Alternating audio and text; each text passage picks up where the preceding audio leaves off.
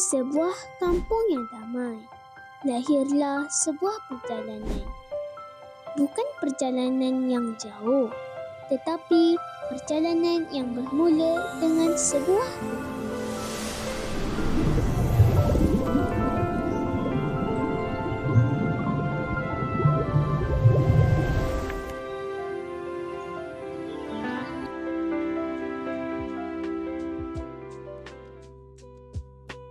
Setiap helaian membuka sebuah dunia baharu. Dunia yang penuh keajaiban, ilmu dan harapan. Apabila membaca, kita bukan sekadar mengetahui nama hidupan mari, tetapi kita mula memahami kehidupan mereka. Kita belajar bahawa laut bukan sekadar pemandangan, tetapi khazanah yang perlu dipelihara.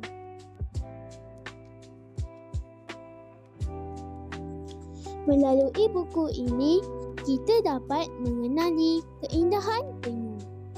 Kita juga memahami cabaran yang mereka hadapi.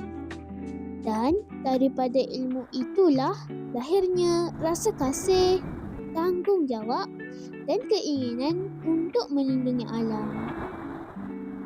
Sebuah buku mampu mencetuskan 1000 inspirasi.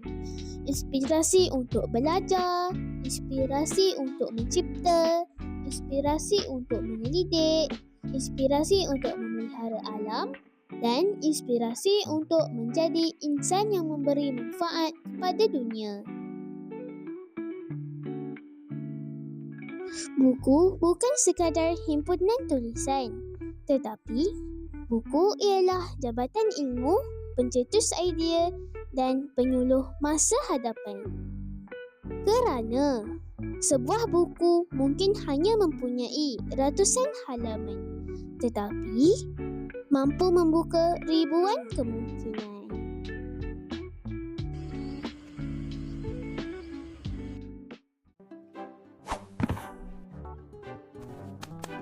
Pecinta buku dan budaya, jom meriahkan Bazar Buku dan Karnival Semarak Jawi 2026.